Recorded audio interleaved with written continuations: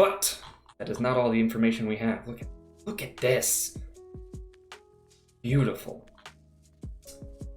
We have characters. And we start with our main character, Clive Rosefield.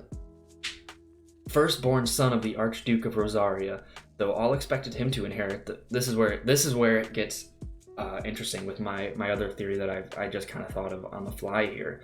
The first son of the Archduke of Rosaria, though all expected him to inherit the Phoenix's flame and awaken as its dominant, destiny instead chose his younger brother Joshua to bear this burden. So him and Joshua are brothers, and we kind of knew that from an interview with one of the directors. They kind of just said it outright, like, oh yeah, they're brothers. But this is where it gets interesting. He was supposed to become the dominant of Phoenix, but he didn't for some reason. And then we go back here, and we see his arm looking like Ifrit. Now there's some possibilities here, right? This could be he becomes the dominant of Ifrit and just kind of loses control, and when we have the end there where he says, like, Joshua, stop, or something, or stop, that's my brother, it's possible he loses control of the dominant because he just awoke to the power and something happens to Joshua. And then he's kind of on a revenge path to basically take out the icons, because with the power that he now bears, he ended up hurting his brother in some way, most likely killing him. That's kind of where we're all leaning. So that is my one theory. It is also possible that we've seen throughout the trailer that he gets the power of the different icons, so maybe this is just he fought Ifrit and gained Ifrit's power, and they're just kind of depicting that there. But I think him being Ifrit's dominant is a much more interesting scenario.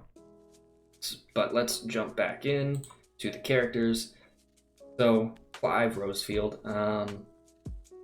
in search of a role of his own, Clive dedicated himself to mastering the blade. His practice pays off when at just 15 years of age, he wins the Ducal tournament and is dubbed the first Shield of Rosaria, tasked to guard the Phoenix and blessed with the ability to wield part of his fire.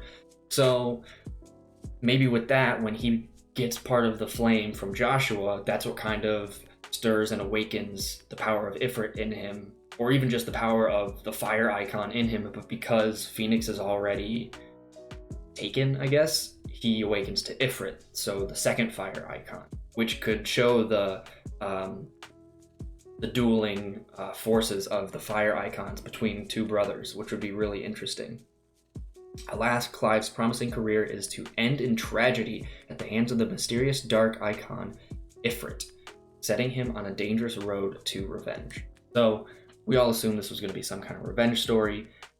It says it right there. That's nothing too surprising. Next, we have good old Joshua, the second son of the Archduke of Rosaria and Clive's younger brother by 5 years. Joshua awoke as the dominant of Phoenix soon after his birth. Despite his noble upbringing, Joshua treats all his father's subjects with warmth and affection, none more so than Clive, whom he deeply admires. Joshua often laments that it was he, the frail and bookish younger son, who was granted command of the Firebird's flame, and not his stronger, braver brother. While Clive will gladly throw himself into any danger, Joshua quails at the sight of a carrot on his dinner plate. Carrots become the least of his concerns when he too is swept up into the tragic events that change Clive's life forever. And then we have Jill. So the girl, she finally has a name, Jill Warwick. And I think that this kind of puts to bed the theories that she is the Shiva dominant.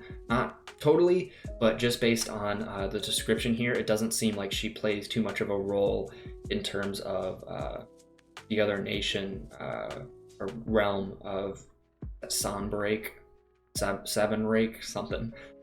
Born in the fallen Northern Territories, Jill was taken from her homeland at a tender age to become a ward of Rosaria, securing peace between the two warring nations. The Archduke insists that she be raised alongside his sons, and now at 12 years of age, she is as much a part of the Rosefield household as Clive and Joshua. Ever kind, gracious, and unassuming, Jill has become a trusted confidant of the brothers. So maybe it's possible Rosaria and Sanbreak were at war, and she kind of got lost in it and still the Shiva dominant, but I think that's kind of unlikely.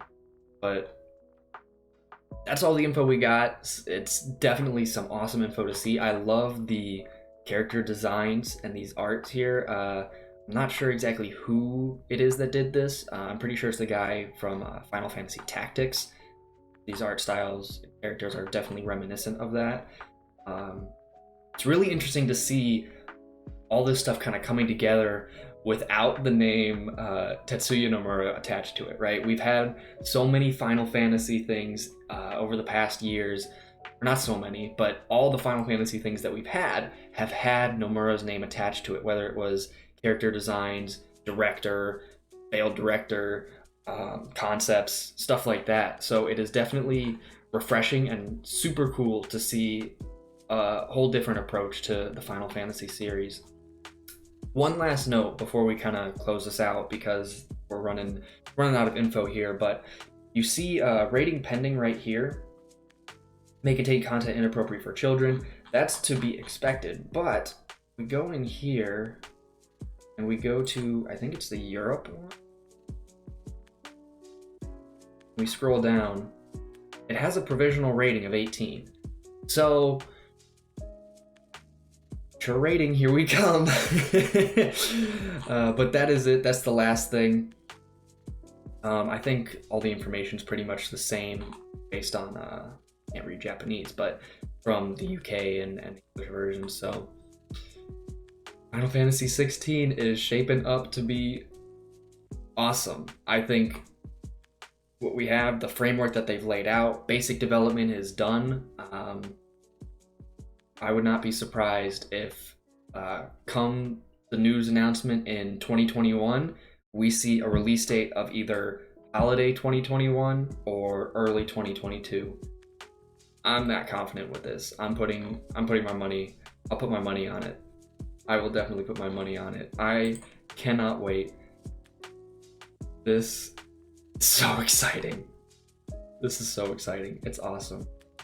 All right, but let me know what you guys think down below. If you have any different theories about Clive's arm here and who Ifrit might be based on some of this info that we've gotten, or even the different summons that would, or not summons, but icons that would be for each nation. I'll leave the website in the description so you guys can click and read through it, check it out yourselves. But yeah, stuff is getting awesome and intense. Oh, and then, you know, this is the same message that we saw earlier on. But that is it. I'm excited, and I hope you are too.